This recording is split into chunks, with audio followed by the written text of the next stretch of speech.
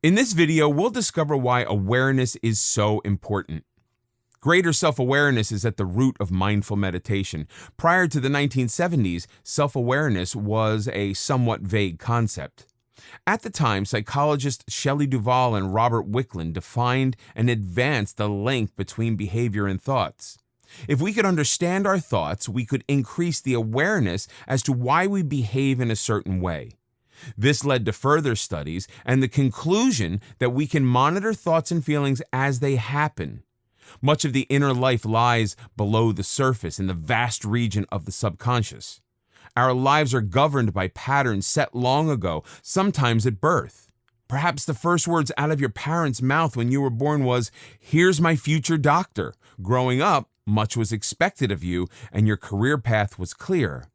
Good schools, perfect grades, best college, then medical school. After an appropriate period, there would be a suitable spouse, a desirable house, followed by 2 adorable and well-behaved children.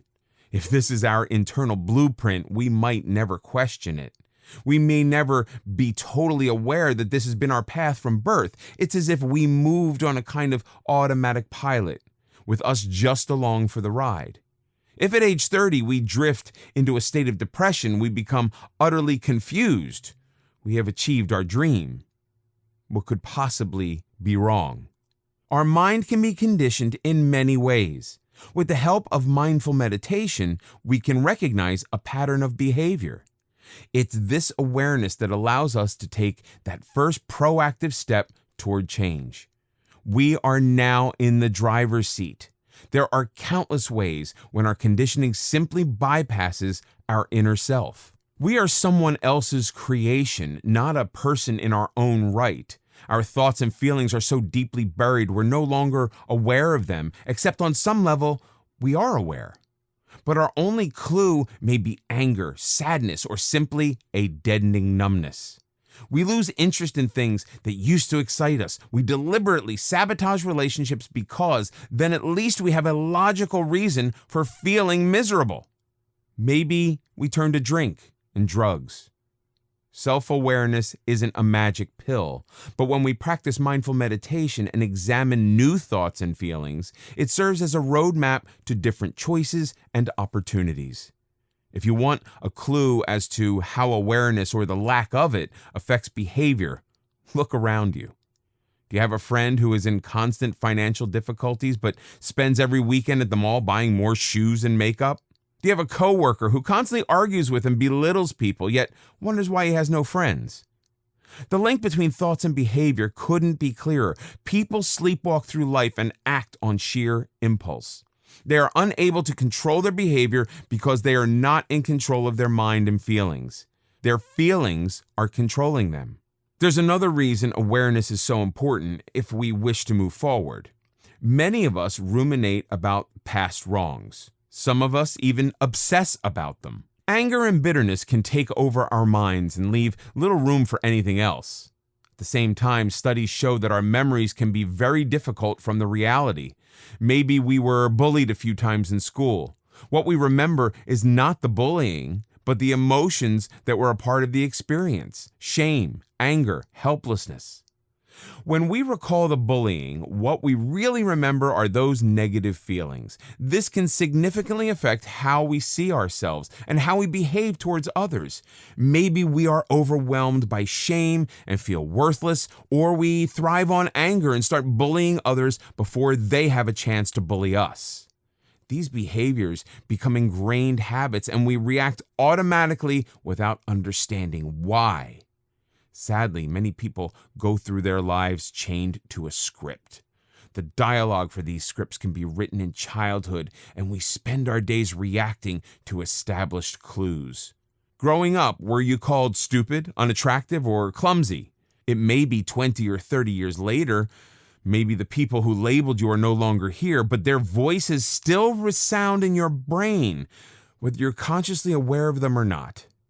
Every time you tell yourself, "I can't do this, why bother? No one worthwhile will ever love me," your mind replays a script that determines your actions.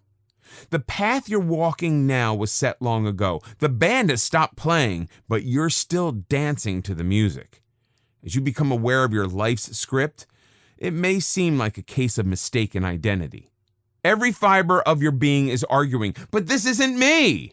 Whatever your pattern, it has moved you further and further from your true essence. This can be a painful realization. At the same time, it can be the key to the release from a lifetime of mental bondage. The more you engage in mindful meditation, the more you will understand the reasons for your past actions and will be able to develop a new, alternative life script. It is never too late to change. As a matter of fact, mindful meditation makes it easier to open our mind and accept a different, perhaps unexplored path. With mindful meditation, you become aware of the negative dialogue that guides your behavior, the opportunity to change the life script you've been living, and open doors to better, more life-affirming choices is both exciting and challenging, but it's always worth it. There's a possibility that some of the new awareness will make you uncomfortable. We're all human. We've all behaved badly or made mistakes we would rather not think about. And here comes mindful meditation, about to make us confront behavior we'd rather forget. It can seem scary at first. To quote Dr. Phil, you can't change what you don't acknowledge. The unwanted behavior will continue until you face it. Denial is a luxury you can't afford if you want to move forward. As a matter of fact, the problem will only worsen. Know that it is never too late to change. Sometimes it does take some courage. The point is so critical it bears repeating. You can't change what you don't acknowledge. Change isn't always easy, but it may be necessary to become a better version of you. There are other forms of meditation that urge us to brush away bad thoughts as if they were unwelcome and unpleasant intruders. What they are, in effect, saying is that you are your thoughts. You have probably felt the effect of bad thoughts. I'm a bad person. You identify yourself with your thoughts. That gives one particular thought an extraordinary power. The fault with that logic is that you're not your thoughts. Perhaps you are a person who has done a bad thing, but you are not a bad person. The difference is crucial when we attempt to change. The bad thought isn't the real problem. Thoughts in themselves are neutral. When we strive for greater awareness, the issue becomes our inclination to resist accepting negative thoughts.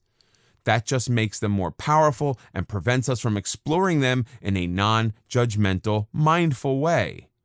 When we start to label ourselves as bad or lazy, we accept that our entire essence can be defined with one word.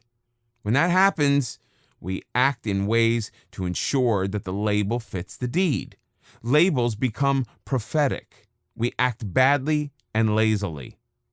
Mindful meditation brings awareness to this destructive type of self-labeling. It lets us view our thoughts non-judgmentally, apart from ourselves, and begin to challenge the truth of any label. Behavior is never set in stone. When you challenge your labels, your behavior will change accordingly. Using mindfulness, the next time you think of yourself as a bad person, you can stop the thought as it happens. Tell yourself, here's that silly label again. This is not who I am. Mindful meditation allows us to recognize the labels we have accepted. With non-judgmental awareness, we can act in ways that diminish the power of labels.